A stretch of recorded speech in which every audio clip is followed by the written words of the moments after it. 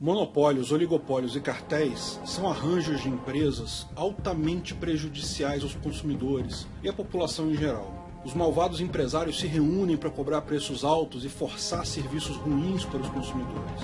Sem o governo, quem vai nos proteger desses empresários malvadões?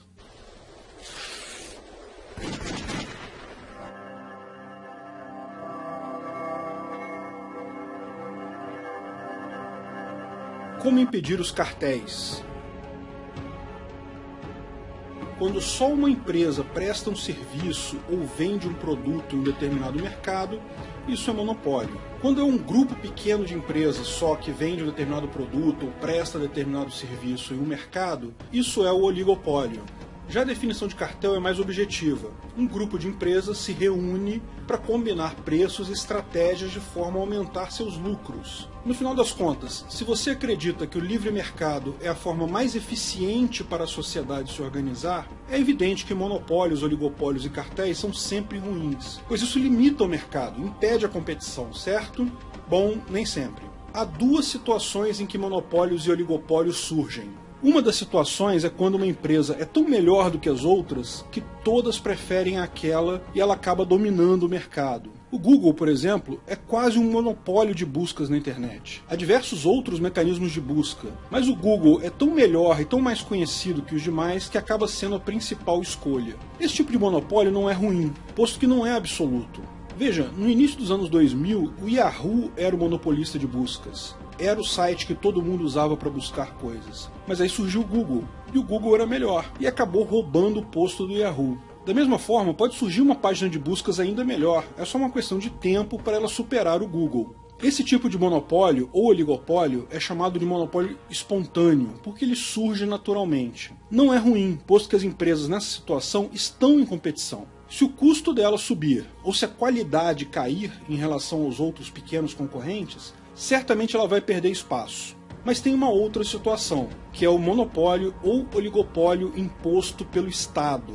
O Estado, por meio de leis, reprime com violência física ou roubo de dinheiro outras empresas que queiram operar naquele mercado. Por exemplo, se eu começar a emprestar dinheiro a juros, de forma totalmente voluntária, eu posso ser enquadrado no crime de agiotagem. Por que isso é crime? O ato é totalmente voluntário, quem pega dinheiro emprestado só está precisando e disposto a aceitar as minhas condições de empréstimo. Tá ok, eu concordo que usar a violência física para cobrar o dinheiro ao final fere o PNA. Como já explicamos, eu não posso fazer um contrato que me autoriza a quebrar suas pernas se você não pagar. O PNA vale em todos os lugares. Mas o errado nesse caso é a violência, não é o fato de eu emprestar dinheiro. Uma coisa não necessariamente implica a outra. Eu posso emprestar dinheiro e cobrar de forma civilizada. Trata-se de fato de um oligopólio dos bancos garantido pelo governo, que impõe regulamentações tão absurdas que a operação desse tipo de empresa se torna impossível. Esse é o tipo ruim de oligopólio ou monopólio, porque efetivamente cria uma proteção artificial à empresa. A empresa pode subir seus preços ou cair sua qualidade porque outras empresas estão legalmente impedidas de concorrer para tomar o seu lugar. E o governo adora esse tipo de monopólio, a começar pelo próprio governo, que já se impõe como um monopólio,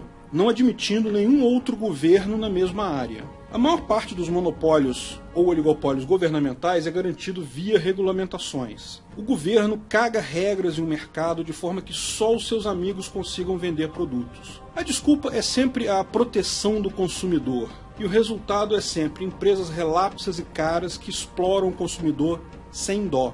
Removam todas as regulamentações de todos os mercados. Organizações privadas de certificação são muito mais efetivas em fiscalizar e controlar mercados, sem regulamentações compulsórias.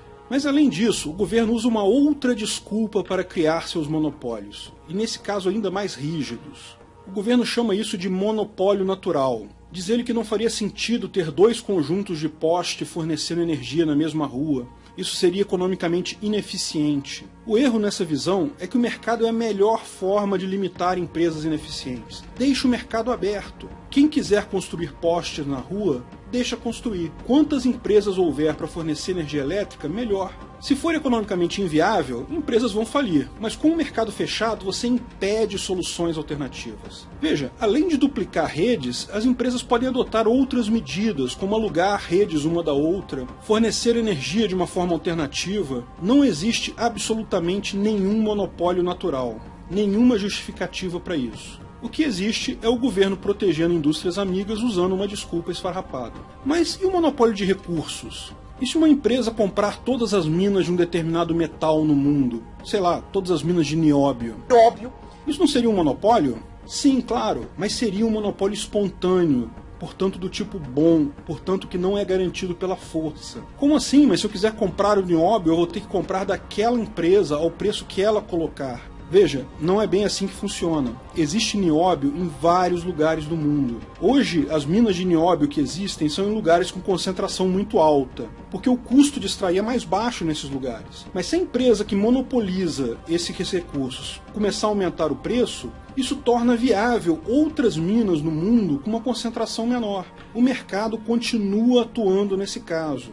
Quer um outro exemplo interessante? A De Beer, monopolista de diamantes. E no mundo todo ela tem uma quantidade enorme de minas de diamante. No auge da empresa, ela chegou a ter 60% do mercado de diamantes do mundo. Todo o marketing de diamantes como uma coisa romântica, como símbolo de noivado e compromisso, foi criado pelo marketing dessa empresa. Mas é ilusão achar que o preço dos diamantes é forçado para cima pela De Beer, porque se fosse isso, e os outros 40% do mercado? Eles iriam aproveitar e inundar o mercado com pedras mais baratas. A empresa tem um processo rigoroso de medição de qualidade, ou seja, é um monopólio porque é uma boa empresa. Além disso, o fato do preço dos diamantes estar alto estimulou e tem feito crescer o mercado de diamantes artificiais. Diamantes têm a exata mesma composição do grafite de lápis. É a mesma coisa, é tudo carbono. A diferença só é a forma como esses átomos são organizados. No grafite é uma estrutura hexagonal com planos desacoplados, e no diamante é uma estrutura cúbica específica do diamante. Na década de 1950, a General Electric produziu pela primeira vez diamantes artificiais. Era uma prensa enorme que comprimia grafite absurdamente, elevava a temperatura e produzia-se pequenos diamantes. Mas eles eram muito pequenos e úteis apenas para aplicações industriais como brocas e serras, na forma de um pó que é colado na ferramenta. Na década de 1990, com o fim da União Soviética, alguns russos começaram a fazer grandes diamantes artificiais. Pesquisaram com máquinas de um laboratório lá e criaram diamantes grandes pela primeira vez, artificiais. Mas só no ano 2000 a primeira fábrica de produção de diamantes artificiais foi montada na Flórida, nos Estados Unidos, chama-se Genesis. Esses diamantes são grandes, mas eles têm uma coloração amarela por causa do método de produção. E isso causou uma revolução no mercado. Veja, antes as pedras de diamante amarelas e laranjas eram super caras porque eram muito raras. Hoje o preço caiu sensivelmente porque se tornou muito barato ter pedras de diamante amarelas. Em 2008 surgiu uma outra empresa em Boston chamada Apollo Diamond.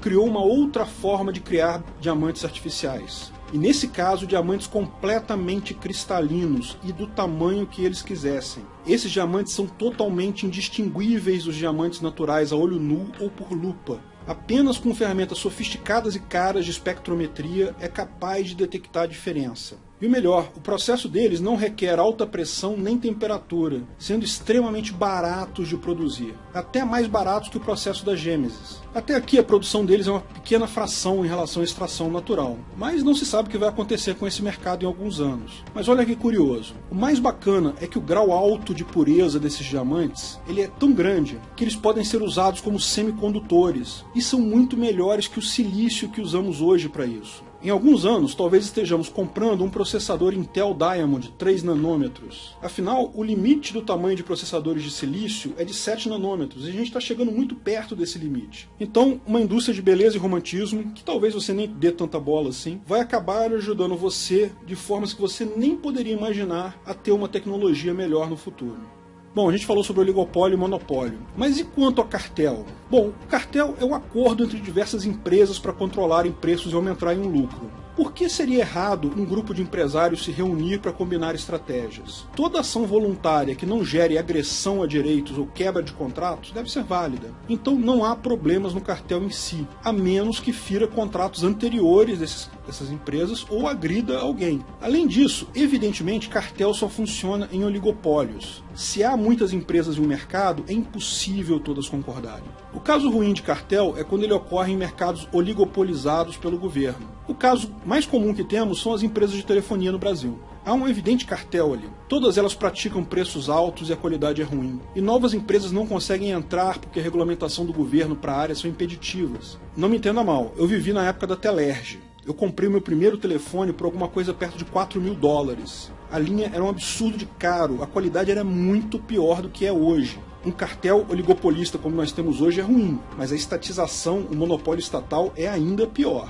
Vamos ver alguns outros termos para a gente deixar claro nesse nosso esquema. O trust é quando as empresas da área compram competidoras para manter um monopólio ou um oligopólio. A GVT começou a se destacar e foi comprada pela Vivo. Isso ocorre no monopólio estatal porque a entrada de novas empresas na área é lenta e rara. As regulamentações e custos são altos. Num monopólio espontâneo, tantas empresas poderiam entrar que seria impossível praticar trust para manter o oligopólio. É evidente que uma empresa oligopolista tem um custo ao adquirir outra, e só vai recuperar esse dinheiro com um lucro mais adiante. Se todo dia surge uma nova empresa, ela tem que comprar uma empresa todo dia, ela nunca vai poder recuperar esse investimento. Um outro termo que surge é o dumping, que é uma coisa equivalente ao trust, só que ataca de uma forma diferente. Vamos imaginar que o dono da GVT não quisesse vender sua empresa para Vivo. O cartel oligopolista poderia, durante um tempo, jogar os preços dos serviços lá no chão, de forma que a GVT perderia clientes e iria à falência.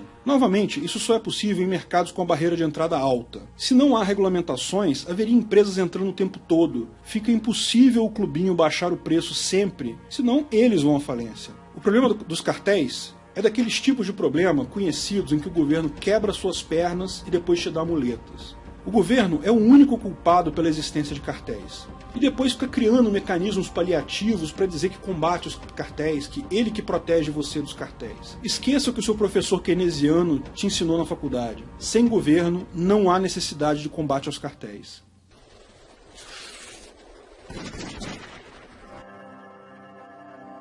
Obrigado.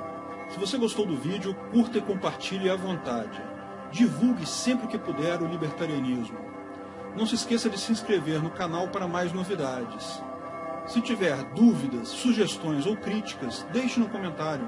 Se quiser ajudar financeiramente, veja meu link no Patreon abaixo.